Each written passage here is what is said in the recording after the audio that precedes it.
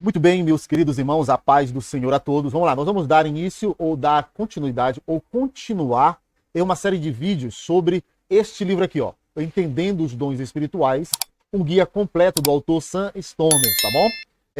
Ele é publicado pela editora Vida Nova, tá bom? Eu tenho 3 vídeos, eu fiz uma playlist, né, de 3 vídeos já sobre este livro. E aí eu vou deixar aqui no cards, tá bom? Ou na descrição aqui do vídeo, tá bom? Vamos lá. Deixa eu pegar ele aqui.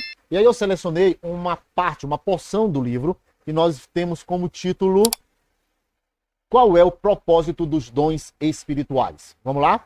Diz assim: um dos principais equívocos na concepção adotada por muitos é a de que o propósito principal, abre parênteses, se não exclusivo, fecha parênteses, dos dons espirituais era autenticar ou fornecer provas evidenciais da genuinidade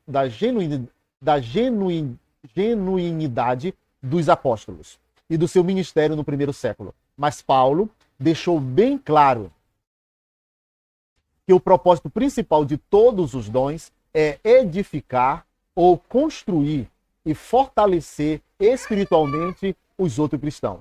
Ele esclareceu isso em 1 Coríntios, capítulo 12, versículo 7, ao dizer que, abre parênteses, a cada um de nós é dada a manifestação do Espírito visando ao bem comum.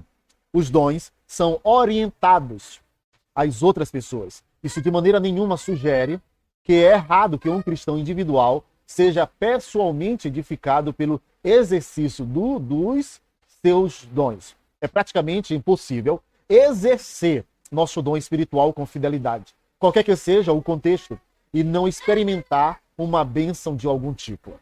Se o uso de seu dom sensibiliza o seu coração à graça de Deus e facilita a sua maturidade em Cristo, é impossível que você não fique mais bem equipado para servir e edificar outras pessoas. Ainda que o propósito final dos dons espirituais seja edificar os outros, esse não é o único propósito deles. Judas, versículo 20, diz assim: na verdade, ele nos ordena a edificar a nós mesmos. Não podemos negligenciar o fato de que a afirmação de Paulo de que os dons espirituais são para o bem comum, o versículo de número 7, isto é, edificação e encorajamento de outros cristãos. Tem principalmente, mas não exclusivamente, em mira os dons milagrosos dos versículos de 8 a 10. Palavras de conhecimento, palavras de sabedoria, fé, cura, milagres, profecia, discernimento de espírito e línguas e sua interpretação. Todos esses dons têm um propósito de edificar os outros. Esses são exatamente os dons que muitos sensacionistas alegam que foram dados, sobretudo, se não inteiramente, para autenticar os apóstolos. Mas Paulo implorava para ser diferente.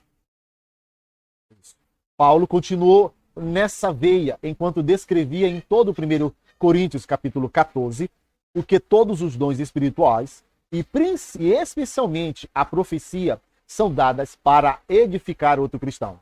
Vemos isso no seguinte texto. Vamos lá? Descrito aqui no livro. Diz assim: mas quem profetiza faz para a edificação e encorajamento e consolação dos homens, o versículo 3.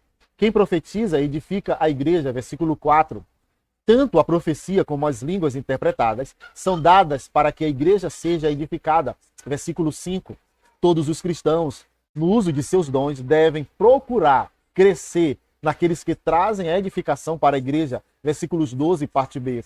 A profecia na igreja reunida tem um propósito de instruir os outros, versículo 19, parte B. Portanto, que diremos, irmãos? Quando vocês se reunirem, cada um de vocês tem um salmo, uma palavra de instrução, literalmente um ensino, uma revelação, uma palavra em uma língua ou uma interpretação. Tudo seja feita para a edificação da igreja. Versículo 26. Observe novamente que os fenômenos milagrosos, como palavra de revelação, línguas e interpretação de línguas, têm um propósito de edificar os outros e não simplesmente confirmar ou autenticar o ministério e a mensagem dos apóstolos. Comentamos anteriormente que, para Pedro, todos os dons espirituais, como dados para os cristãos, pudessem servir a outros cristãos. 1 Pedro, capítulo 4, versículo 10.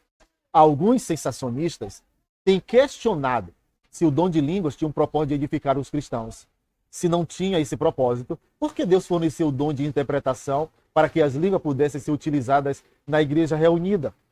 Se esse dom nunca teve o propósito de edificar os cristãos, por que o apóstolo Paulo orava em línguas na privacidade dos seus próprios devocionais? Com base em 1 Coríntios, capítulo 14, dos versículos 18 e 19. Fica evidente que Paulo fazia isso. O meu propósito é o seguinte: mostrar que todos os dons do Espírito, quer sejam línguas ou ensino, profecia ou misericórdias, cura ou socorros, foram dados, entre outras razões, para edificação, encorajamento, instrução, consolo e santificação do corpo de Cristo. Até mesmo se os dons miraculosos não fossem mais necessários para atestar e autenticar um ponto que reconheço somente para argumentação, esses dons continuariam funcionando na igreja pelas outras razões citadas. Tá bom, meus queridos? Então, essa é apenas uma porção para despertar o interesse para que você venha adquirir este livro aqui, ó, irmãos. É um manual completo, ó. Um ótimo livro, muito bom, tá bom? Que Deus em Cristo vos abençoe. Que Deus em Cristo possa estar nos iluminando para que possamos compreender melhor o objetivo, a razão, os propósitos e a função dos dons dentro do corpo de Cristo. Até o próximo vídeo. E não se esqueça de se inscrever em nosso canal, deixar o like, comentar se o vídeo está bom ou não e fazer a sua pergunta, tá bom? E ative as notificações para receber vídeos quando forem lançados, tá bom? Que Deus em Cristo vos abençoe. Amém.